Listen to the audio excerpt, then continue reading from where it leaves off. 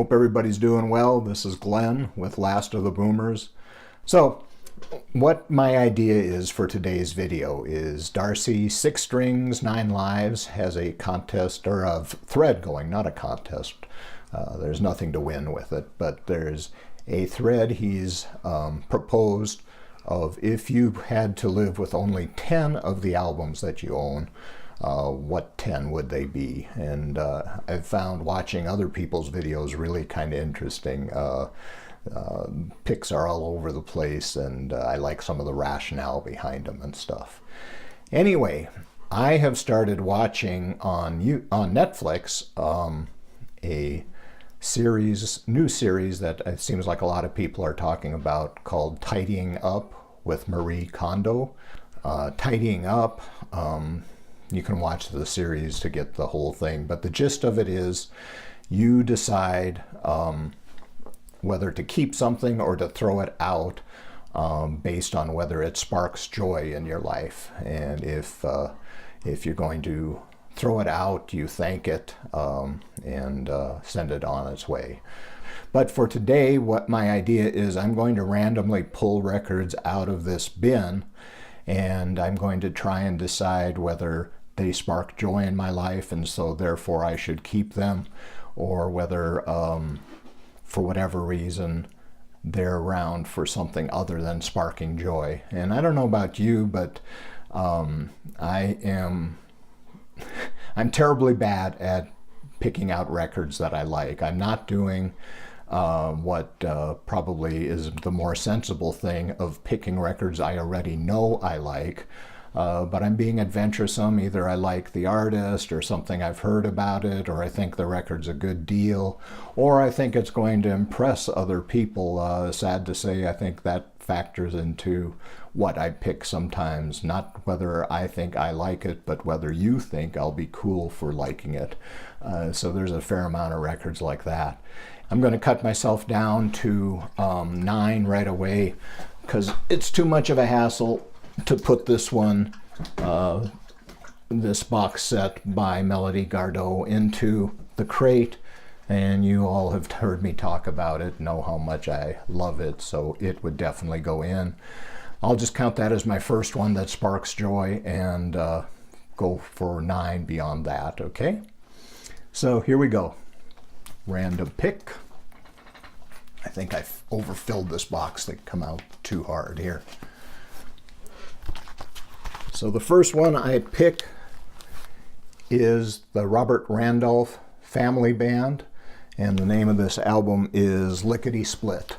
Now, this is a fairly new album to me. I haven't owned it that long. Excuse me. I think I got it because it was a good price on Amazon, sale price, and I knew I liked Robert Randolph. I don't know the album. I've only listened to it, I think, twice since I got it, and I got it several months ago. I do recall liking it, but I don't have enough of a feel for it, whether to spark joy or whether to throw it out. So it's going to be one that goes into the in-between pile for further consideration. This is a Vinyl Moon album, Rebirth, number 37. And as I recall, there are no Vinyl Moon albums that I consider bad, but there are none that I would say spark joy, if that's what we're going for. And so this is going to go into the to be determined pile, where I listen to it specifically with the idea of, does it spark joy or does it not? Let me go back here for a minute. So this is one, because this is number 37. I don't know, they're probably on 40 or 42 or somewhere in there right now. But I at one time had the idea, the completionist idea, that I wanted to accumulate all of the Vinyl Moon records because I really do like them. Again, the completionist thing goes, you know, it would be cool to own each and every one of them. I'm disregarding that here. I'm trying to disregard any of those extraneous factors. So, as I said, this one's going in the to be determined pile. Black Sabbath, The Ultimate Collection. And the story behind this one is I have a, I guess, almost son-in-law, a very serious boyfriend for my oldest daughter that I very much like and respect, but he is a metal musician, and I don't care much for metal. I've never had a great appreciation for it, but I was going to try and bring myself up to speed by getting this as kind of the origins of heavy metal, and then work myself up to modern day metal and see if I could develop an appreciation. Well, the problem is this sounds terrible. It's a very sucky set, and even though it's really fancy as far as the fold-outs and so on, this does not spark joy, and is one that I'll be looking to pass along at some point in time here soon. Jonathan Edwards is somebody back from the 70s for me that I really had a liking for at the time. I know I've got 2 albums, and this was the one that I liked least of the 2. The one I like actually is a live album. So this one, although I like it, is going to probably not go into my sparking joy pile right now. And in fact, I'm going back and forth whether to put it in the to be determined or to toss it pile. I think I'm going to put it in the to be determined pile.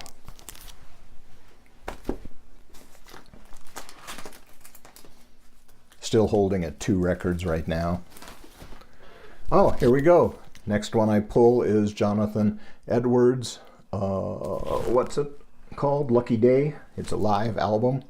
And it's one I very much like. Did back then, still do, still listen to it, feel like it's a decent recording, so on and so forth. This is going in a spark joy pile. Suzanne Vega, Solitude Standing. This is, I love Suzanne Vega. I'm a big Suzanne Vega fan.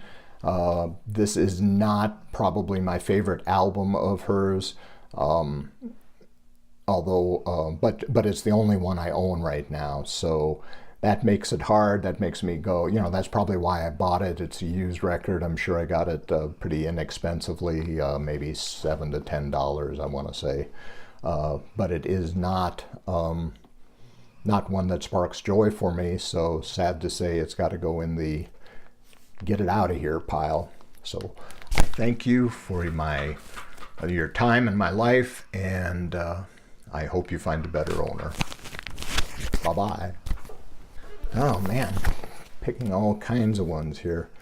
This is a Jack White album by his compilation, or actually a live album that he recorded at his studios at Third Man Records.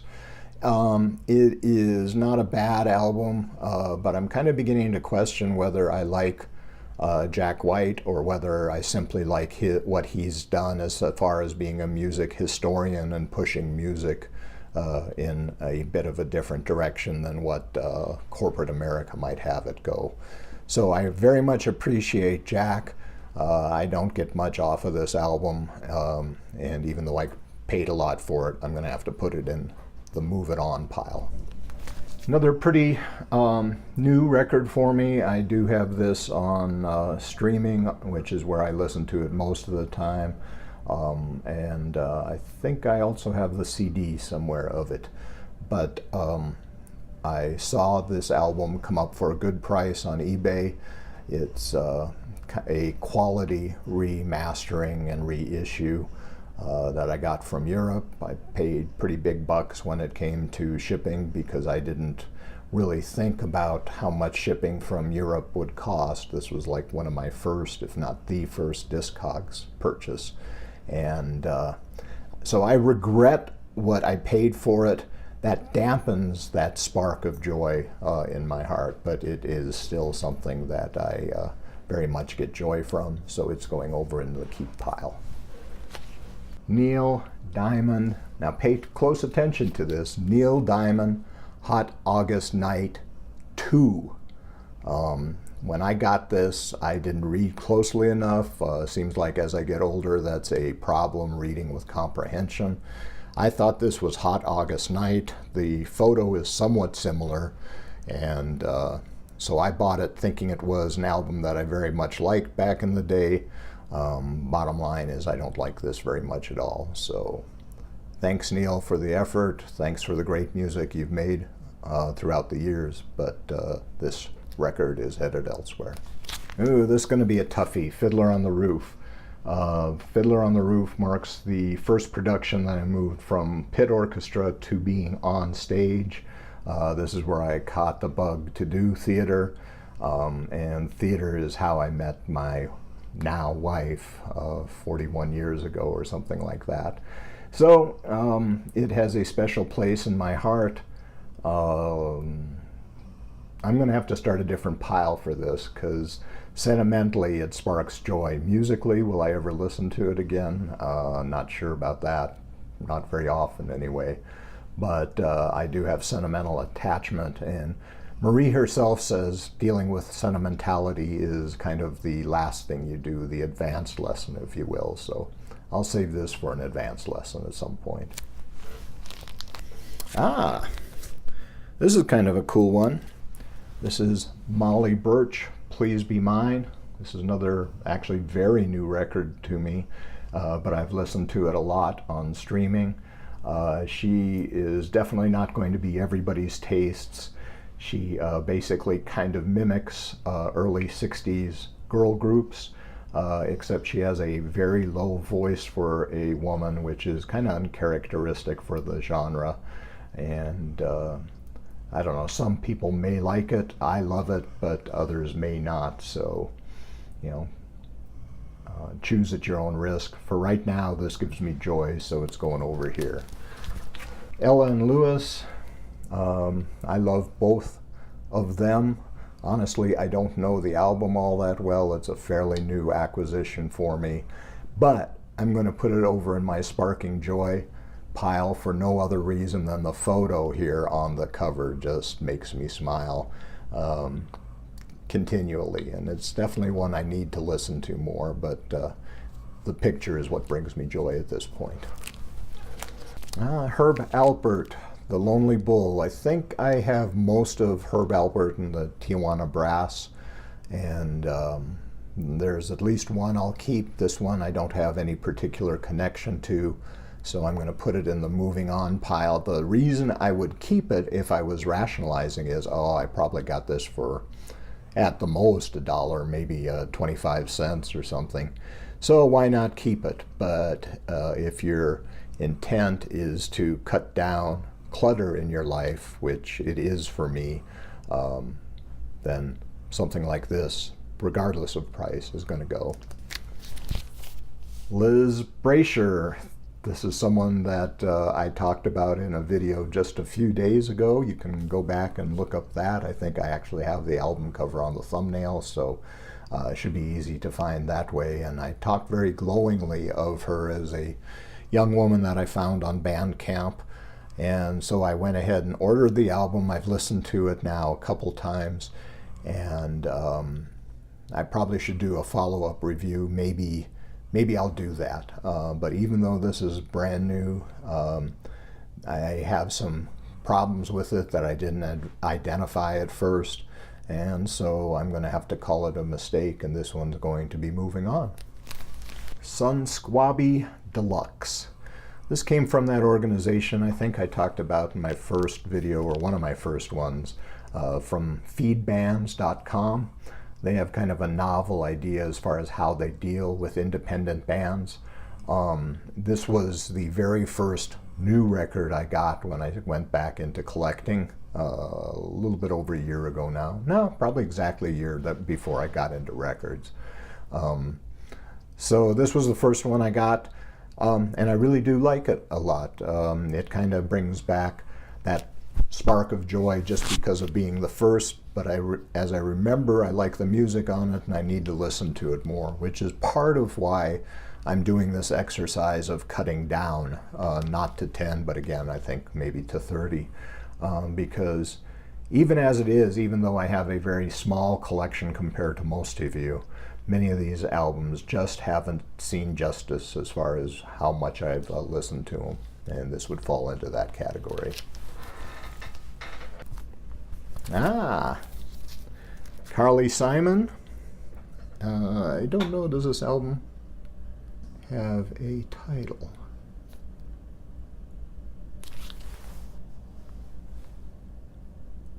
Yes, Carly Simon Spy.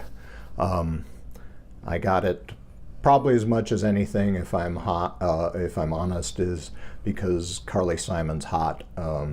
So I love the way she looks, and she's got a couple of hits that I really like. But this album, not being known to me, when I got it home, I went, you know, there's a reason she's not more famous than she is, because musically, I don't think she's very good. This doesn't spark a lot of joy in me. So Carly, thank you for the years of beauty, but I'm going to have to pass you on. Moving from one beauty to another, I thought Judy Collins was ravishing from back in the day. I was at my used record store, and someone must have traded in very nearly her entire discography.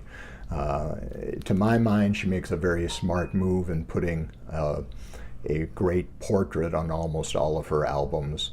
That's enough to suck someone like me in. But after having gotten that complete discography, I went, you know, her music is good, she's got a beautiful voice, but ultimately the style of music isn't something I really appreciate all that much. So, doesn't spark joy. It's kind of in the same area as the Carly Simon one, so it's going out. Trombone Shorty for True. So this is interesting. It's another one with this story that I'm beginning to hear myself say often. Fairly new record, only listened to it a couple times. I can't really say I've made a determination musically as far as whether this would spark joy or not. But I'll tell you what does spark joy is that I connect Trombone Shorty with the HBO series Treme. And I love the whole setting and the story of how New Orleans was coming back from Katrina. Trombone Shorty is a part of that series, and so that connection is enough to spark joy in my heart, and so that'll go over here, making number 8. Jimi Hendrix Experience. Are You Experienced? Great album, classic. I think I've seen this in several of your other your videos as far as what you would keep, and certainly I'm no exception to it. Just for no other reason, it reminds me of back in the day, and this album does spark joy to my heart, so it's going in the pile as number 8, right? Is this 8 or 7? That actually is number 9, so I only have one more to go. This has been fun. This is interesting.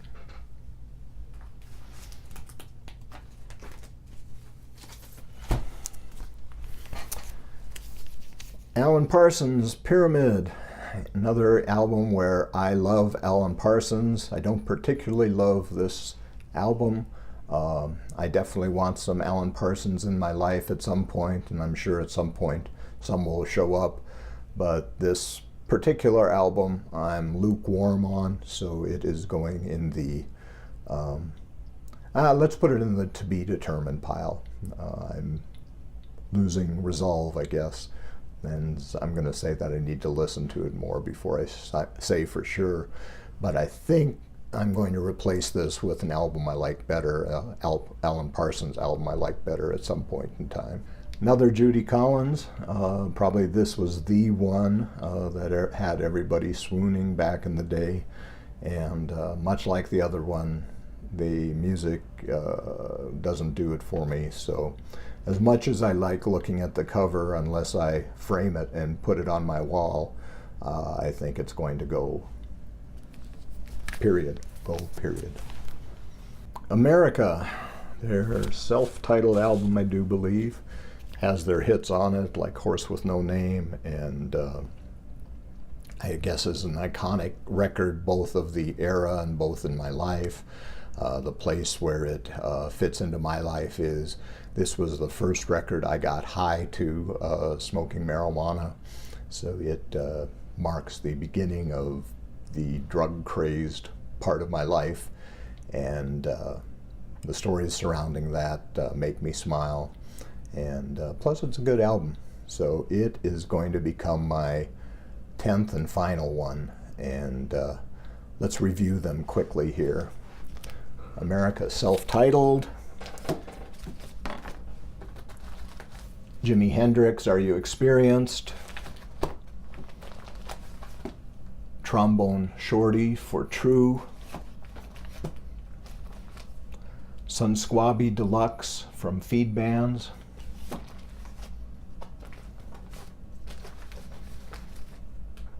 Ella and Lewis.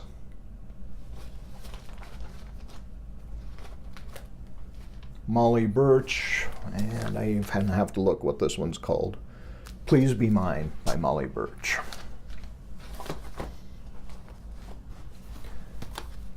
Cowboy Junkies, Trinity Sessions.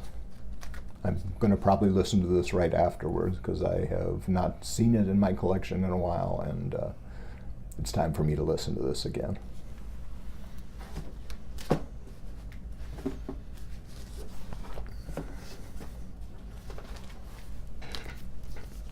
Jonathan Edwards, Lucky Day, live album. Somebody I kind of idolized maybe in the day, so yeah.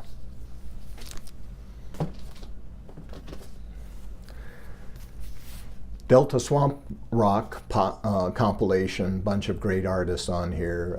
Allman Brothers is probably the best known, but there's a bunch of great artists and a bunch of great performances and a bunch of great songs. So yeah, very glad this one made the cut. And then last but certainly not least is my box set of Melody Gardot live in Europe. I've talked about this before, so I won't say much, but it's definitely sticking around for time immemorial, probably.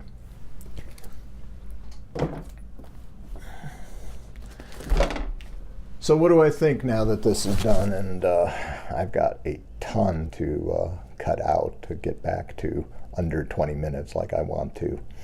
What I think is this is an interesting process. This is not the 10 I would have picked had I been thinking rationally, but at the same time I'm pretty happy with these 10. If these were my only 10, probably I would be feeling some sorrow right now, but knowing that I'm going to be adding to it, I'm pleased with where we're at. So okay, that's it. That's this video. Darcy, thanks for the prompt, and we'll see y'all later.